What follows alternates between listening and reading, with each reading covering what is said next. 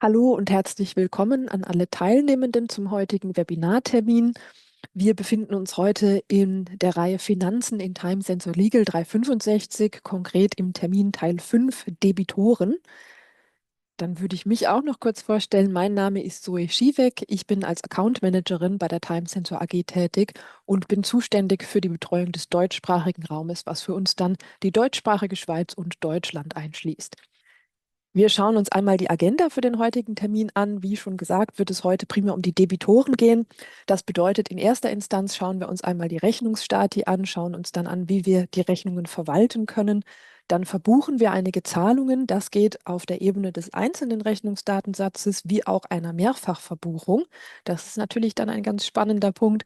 Und dann schauen wir uns zu guter Letzt noch einmal an, was im Tab Konten im Dossier tatsächlich passiert, wenn wir das alles bewerkstelligt haben. Ich bedanke mich gleich vorab für Ihre Teilnahme und Ihre Aufmerksamkeit und wünsche Ihnen viel Erfolg. Diese Debitorenliste, die finden wir natürlich hier in der Bereichsleiste im Bereich Finanzen, da es sich ja hier um die operative Finanzverwaltung handelt. Und dort sehen Sie gleich, dass wir hier jetzt schon eine Liste von Rechnungen haben.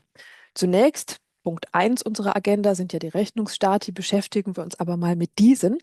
Und zwar ist mit Rechnungsstatus gemeint der Status, in dem sich die Rechnung hier oben befindet. Das bedeutet, wir haben einmal den Status ungedruckte Rechnungen, wir haben den Status offene Rechnungen und wir haben den Status bezahlte Rechnungen. Das macht es für Sie etwas einfacher, da alle Rechnungen auseinanderzuhalten und zu verwalten. Sollten Sie allerdings mal eine Rechnung suchen, von der Sie nicht wissen, welchen Status sie hat, gibt es selbstverständlich hier auch noch eine vierte Option, die können Sie ganz bequem einmal anklicken und dann haben Sie hier eben noch eine Liste von allen Rechnungen. Die inkludiert dann eben all diese drei verschiedenen Stati. Wir beschäftigen uns jetzt zunächst aber mal mit den ungedruckten Rechnungen. Was bedeutet ungedruckte Rechnung? Wir schauen uns das Ganze mal an, gleich hier bei der zuoberst erstellten Rechnung. Wir öffnen hier einmal den Datensatz. Wenn ich hier also einmal einen Doppelklick mache, dann komme ich hier direkt auf dem Rechnungsdatensatz raus, wie Sie hier schön sehen. Das ist also das Gleiche, was passiert, wenn Sie im Dossier auf den entsprechenden Rechnungsdatensatz klicken. Da öffnet sich hier das gleiche Fenster. Ist einfach nur, ich sage immer ganz gerne, alle Wege führen nach Rom. Der gleiche Prozess, aber eben von einer anderen Schaltfläche aus. Das macht das Ganze natürlich sehr bequem. Und dann schauen wir uns einen solchen Rechnungsdatensatz mal an. Wir sehen einmal hier unten links als allererstes so ein kleines Schlösslein. Dieses Schlösslein hat einfach die Bewandtnis, das ist so ein kleiner Schutzmechanismus, weil das eben sehr, sehr sensible Daten sind. Wenn ich also hier rumklicke an Schaltflächen, die ein großes Ausmaß an Veränderungen mit sich brächten, wenn ich sie denn aus Versehen bediene, dann sehen Sie, dass die hier so ein bisschen ausgegraut sind. Ich klicke hier, mein grüner Kreis und mein Mauszeiger wird kleiner. Ich kann hier also nichts klicken. Das ist also dieser Sicherheitsmechanismus. Wenn ich vorher einmal dieses kleine Schlösslein öffne, wie Sie sehen, ist das hier jetzt nicht länger ausgegraut, dann kann ich das Ganze also noch bedienen. Das gilt natürlich nur für gewisse Rechnungsstati. Das bedeutet, das gilt für ungedruckte Rechnungen und gedruckte Rechnungen, sofern noch keine Zahlung verbucht ist. Wenn also schon eine Zahlung verbucht ist und Sie dann noch andere Angaben an der Rechnung ändern möchten, dann gilt das natürlich nicht mehr. So viel also als Hinweis dazu. Dann schauen wir uns jetzt, nachdem wir den so fein entriegelt haben, einmal an, wie dieser Rechnungsdatensatz aufgebaut ist.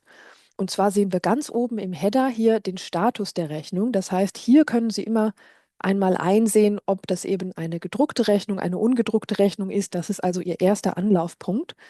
Und wenn wir dann etwas weiter runtergehen, haben wir hier zur Linken einmal den Empfänger der Rechnung. Der Empfänger der Rechnung ist eben immer die Person, die als Empfänger deklariert wurde, sprich eine Zahlstelle, die wir möglicherweise auf Mandatsebene oder auf Adressebene mit dem Dossier verbunden haben oder respektive eben mit dem Mandat.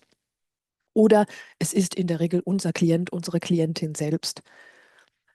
Möchten wir jetzt hier das Datum ändern der Rechnung, das kann ja bisweilen mal vorkommen, dann haben wir hier die Option, einmal über das Aktionsmenü und anschließend öffnet sich ein Fenster. Dort könnten wir jetzt die Rechnung beispielsweise einmal auf den 14.08. rückdatieren, sofern wir das eben möchten.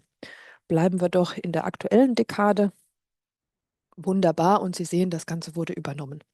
Hier handelt es sich natürlich jetzt um eine ungedruckte Rechnung. Das heißt, Wenn ich eine Rechnung bereits gedruckt und dem Kunden zugesandt habe und ich ändere daraufhin das Rechnungsdatum, dann wird das natürlich nicht mehr in den Ausdruck des Kunden übernommen. Das ist dann also nur noch eine systemseitige Änderung. Wir schauen uns den Rechnungsdatensatz weiter an. Ich habe dann hier direkt neben meinem Empfänger- und Datumsfeld ein Hinweisfeld. Da kann ich einfach hineinklicken und kann dort einen Hinweis hinterlassen. Da können Sie sich kanzleiintern absprechen, wie Sie dieses Feld nutzen möchten. Ich persönlich empfinde es als sehr sinnvolles Feld. Dort können Sie beispielsweise eine Information zu bevorstehenden Anrechnungen von Vorschussrechnungen oder Guthaben hinterlassen. Das ist also sehr, sehr praktisch hier. Und zusätzlich haben wir hier eben, wie fast überall in Time Sensor Legal 365 auch, noch die Möglichkeit, gewisse Vorschlagswerte zu hinterlegen. Beispielsweise, wir nehmen nochmal den Use Case von eben mit der Anrechnung. Hier könnten Sie also zum Beispiel bitte anrechnen als Vorschlagswert hinterlegen.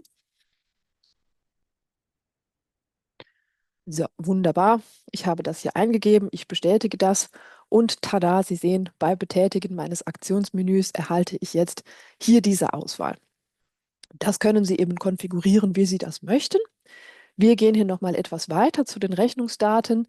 Zur Rechnungsnummer möchte ich einmal kurz den Hinweis dalassen, dass die Rechnungsnummer bei Erstellen des Rechnungsdatensatzes und Archivierung der Rechnung, das heißt, wenn wir hier eine gedruckte Rechnung haben, die sich also im Archiv des entsprechenden Dossiers befindet, dass diese Rechnungsnummer dann definitiv vergeben wird. Das heißt, ab diesem Zeitpunkt können Sie die Rechnung nur noch stornieren, indem Sie eine Gutschrift machen. Diese Rechnungsnummer, die ist definitiv vergeben. Die kann also nicht nochmal abgegriffen werden. Sie werden dann, wenn Sie eine neue Rechnung erstellen, eben mit der nächsten Rechnungsnummer fortfahren. Das führe ich deswegen so genau aus, weil das unter anderem in Deutschland eben aufgrund der Gesetzeslage zu Problemen führen kann. Dort ist eine gewisse Chronologie geboten. Insofern beachten Sie bitte, dass eben bei Archivieren eines Rechnungsentwurfes, sprich einer Rechnung, in diesem Fall die Rechnungsnummer de facto vergeben wird. Wir gehen weiter zum Mandatszeitraum. Hier der Mandatszeitraum eine Etage tiefer. Dort kann ich den Zeitraum auch anpassen. Das ist jetzt natürlich für uns ein Zeitraum, der etwas lang ist. Da müssten wir schauen, wie viele Rechnungen bzw. wie viele Leistungen in diesem Zeitraum wir in der Rechnung hätten. Normalerweise wird hier der Zeitraum genommen, in dem eben die Leistungen sind. Das bedeutet, meine erste Leistung, die in dieser Rechnung steckt, die wird höchstwahrscheinlich am 11.03. des letzten Jahres 2024 erstellt worden sein. Und die letzte Leistung bzw. das Datum der Erstellung der Rechnung wäre dann der 15.08. Insofern erstreckt sich der Mandatszeitraum, also der Leistungszeitraum, auf diese Zeitspanne. All diese Informationen, die Sie hier finden, ebenso zu den Sachbearbeitern, das hier wäre jetzt der Kollege Sample, einer unserer Partner, sowie auch unser Zeichen, können Sie alles nochmal gesondert anpassen. Das heißt, diese Spalten hier können Sie einfach bequem anklicken und dort die notwendigen Anpassungen machen. Und dann würde ich sagen, gehen wir etwas tiefer. Hier haben wir nochmal die Aufschlüsselung jener Leistungen bzw. Summen, welche sich in der Rechnung befinden. Und hier hätten wir die Möglichkeit, eine Ratenzahlung zu hinterlegen. Das möchte ich noch einmal kurz zeigen. Hier haben wir also die Option, eine Ratenzahlung anzugeben. Habe ich beispielsweise mit einem Klienten eine Zahlung von 4 Instanzen vereinbart, dann würde ich hier eine 4 angeben. Vorsicht einmal, hier muss ich eben, um hier die vereinbarten Zahlungsraten einzugeben, muss ich auf dieses kleine Pfeilchen klicken und kann dann eben hier meine Auswahl tätigen. Wenn ich hier direkt auf dieses kleine 5-mal klicke, dann bekomme ich eben meinen Ratenkontrollmonitor. Und hier kann ich sofort einsehen und auch angeben, wann die nächsten Raten geplant sind und ob sie eben eingegangen sind oder nicht.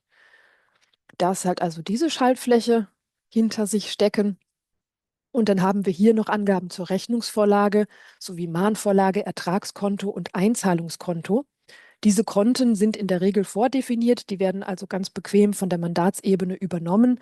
Sollten hier nachträglich vor Druck der Rechnung nochmal Abweichungen existieren, dann können Sie die eben ganz bequem hier nochmal anpassen.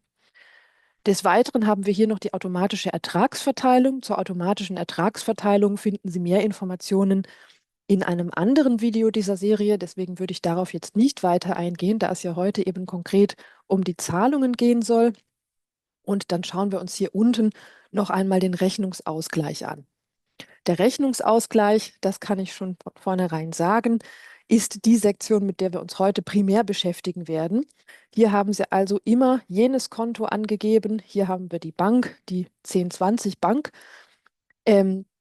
was eben hier oben als Einzahlungskonto deklariert ist, was wiederum aus der Mandatsebene übernommen wurde, aller Wahrscheinlichkeit nach. Möchten Sie also, weil die Zahlung nicht auf diesem Konto erfolgt ist, ein anderes Konto als Einzahlungskonto wählen, müssen Sie da hier noch eine Änderung machen und können aber anschließend rechter Hand die Zahlung dann verbuchen. Wir machen das jetzt einmal exemplarisch mit dem Bankkonto. Wir klicken jetzt hier einmal auf Verbuchen. Wunderbar, jetzt würde ich hier eben sagen, dass die Zahlung eingegangen ist und tada, habe ich hier eine Zahlung. Das entspricht natürlich jetzt nicht einer Teilung durch 5 Raten, das war jetzt nur ein exemplarisches Beispiel, aber das wäre eben der Vorgang, wie wir das Ganze verbuchen können. Möchten wir nun diese verbuchte Zahlung noch einmal entfernen, so klicken wir sie an und klicken hier auf Löschen und schon ist die Zahlung wieder weg. Ich würde das Ganze jetzt nochmal speichern. Wunderbar. Und wir sehen, wir haben jetzt hier auch so ein kleines schönes Symbol. Da vielleicht am Rande noch ganz kurz, wie jede andere Liste ist auch diese Liste frei konfigurierbar.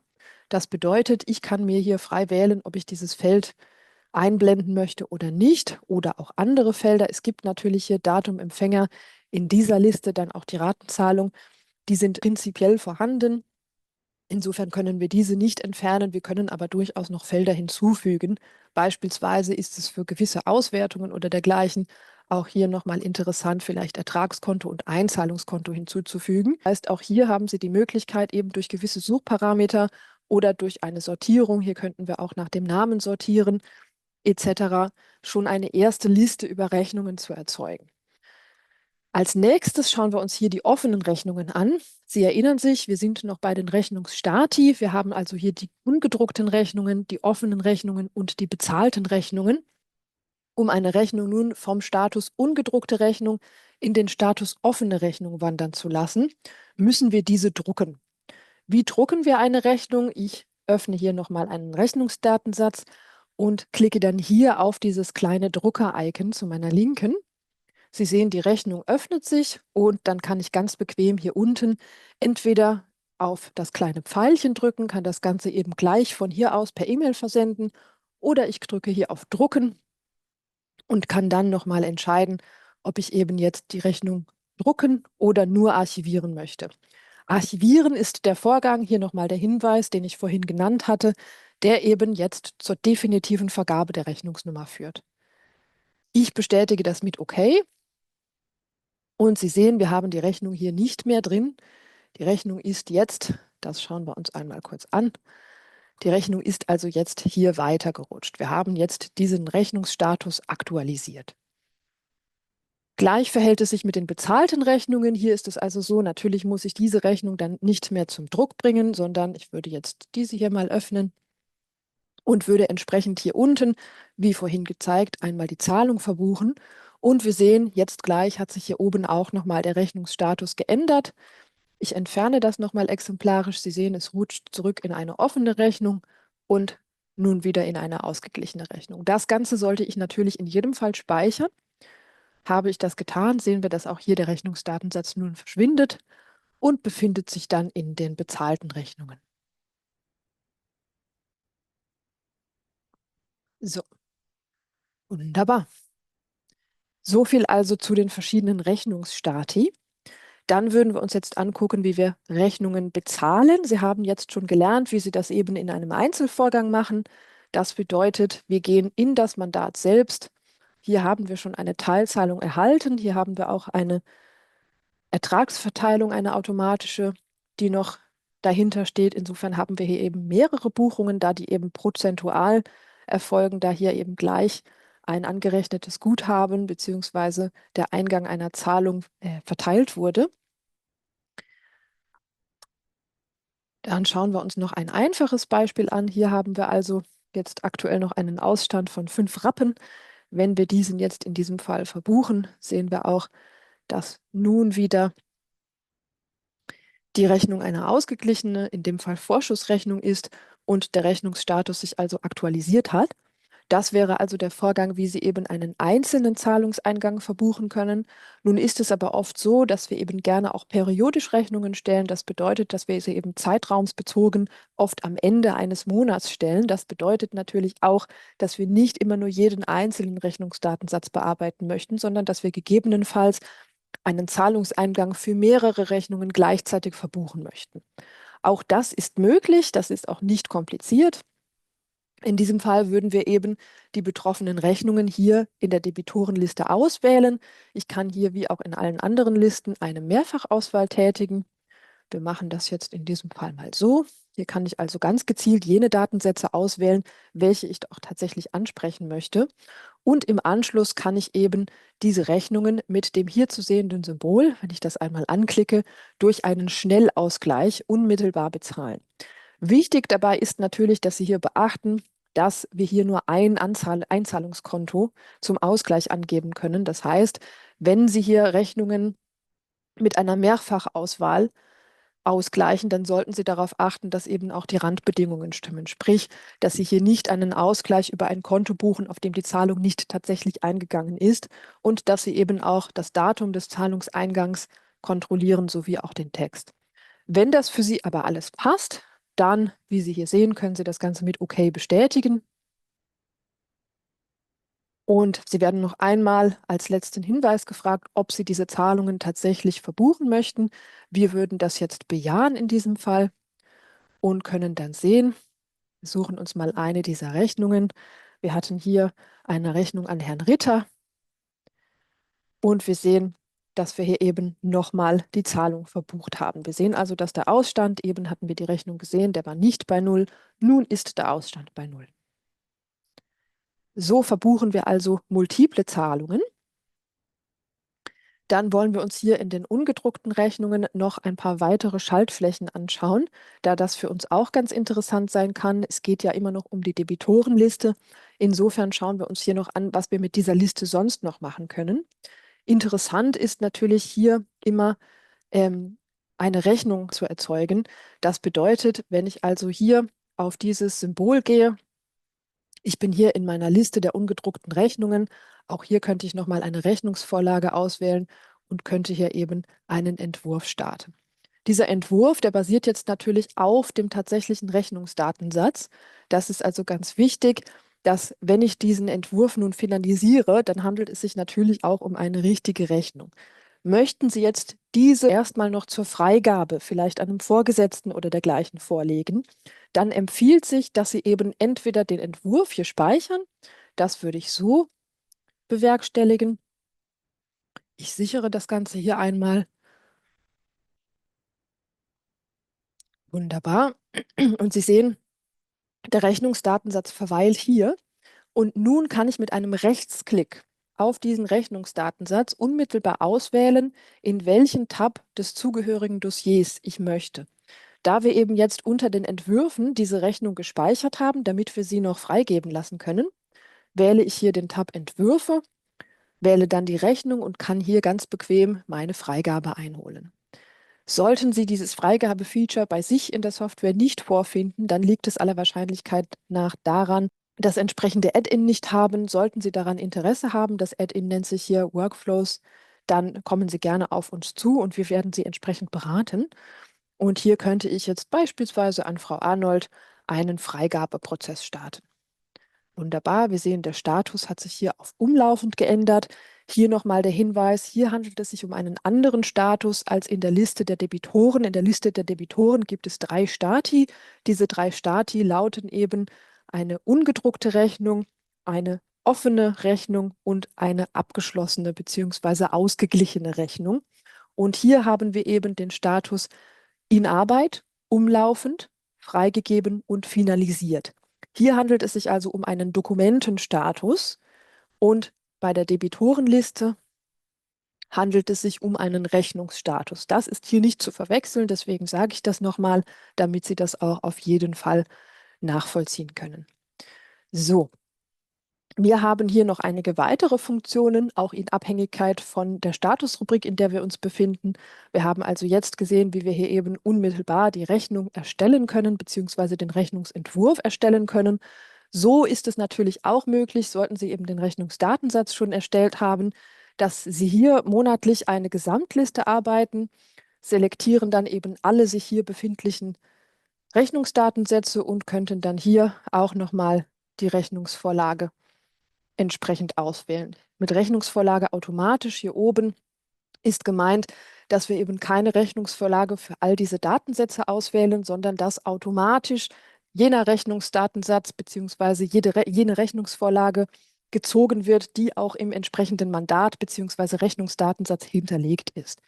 Auch hier könnten wir eben das Ganze wieder über alle Rechnungen auslösen. Hier würde ich allerdings nicht unmittelbar den Entwurf starten können, sondern hier kann ich lediglich den Archivierungsvorgang starten. Das bedingt natürlich, dass Sie sich zu 100% sicher sind, dass die Datensätze korrekt konfiguriert sind und dass Sie eben auch keine Freigabe mehr einholen möchten. Das wäre hier noch relevant an dieser Stelle. Und dann hätten wir zu guter Letzt, das ist auch noch eine sehr schöne Funktion, hier eben nochmal die schon aus der Mandatsliste bekannte Summierungsfunktion, die einfach hier den Ausstand summiert. So ist es natürlich ein leichtes, auch nochmal einen möglichen Cashflow zu berechnen, der eben zeitnah ins Haus kommen wird. Und nun schauen wir uns hier noch die offenen Rechnungen an. Hier sehen wir gleich unten, dass es hier eben noch einige Symbole mehr gibt. Hier gibt es beispielsweise noch dieses Symbol. Und was es mit diesem Symbol auf sich hat, das lernen Sie gerne im nächsten Webinar. Zu guter Letzt möchten wir uns jetzt noch einmal anschauen, was im Tab Konten passiert, wenn ich hier also eine Zahlung verbuche. Wir machen das mal exemplarisch hier für die Rechnung von Herrn Hans-Jörg Zimmermann. Wir verbuchen also den Ausstand mit Eingang der Zahlung. Und jetzt befindet sich diese Rechnung eben so. Hier haben wir den Rechnungsdatensatz, für den wir nun eben die Zahlung verbucht haben. Ich öffne diesen noch einmal. Wir sehen, der Ausstand ist bei 0. Und jetzt kann ich ganz bequem mit einem Rechtsklick auf den entsprechenden Rechnungsdatensatz hier in den Kontentab des Dossiers navigieren. Das Ganze funktioniert auch mit einem entsprechenden Tastaturbefehl. Ich mache es aber mit einem Rechtsklick. Und tada! Hier sehen wir dann also auch, was wir gebucht haben. Hier haben wir also für spezifisch das Bankkonto ausgewählt, welche Zahlungen dort bzw. welche Buchungen, die ausgelöst wurden durch die Zahlungsverbuchung, hier existieren. Das Ganze kann ich selbstverständlich über alle Konten, die eben dieses Mandat tangieren oder die dieses Mandat tangiert, vielmehr einsehen und kann also so auch in erster Instanz bereits nachvollziehen, ob hier korrekt gebucht wurde oder nicht. Wunderbar, das scheint alles zu stimmen. Das sieht doch sehr, sehr gut aus. Wir haben hier, um das nochmal zu zeigen, im Bankkonto also zweimal eine Zahlung verbucht. Von der wurde dann, wie wir im Ertragskonto sehen können, immer eine Mehrwertsteuer abgeführt. Und wenn wir uns nur die Mehrwertsteuer anschauen, dann passt auch alles sehr gut zusammen. Wunderbar, so haben wir also kontrolliert, dass alles ordnungsgemäß gelaufen ist und wissen jetzt zu guter Letzt, wie wir einen gesamten Vorgang von der Rechnungsstellung bis hin zur Verwaltung der Stati und der Verbuchung und Kontrolle der Zahlungen bewerkstelligen können. Ich bedanke mich ganz, ganz herzlich für Ihre Teilnahme und freue mich auf das nächste Mal.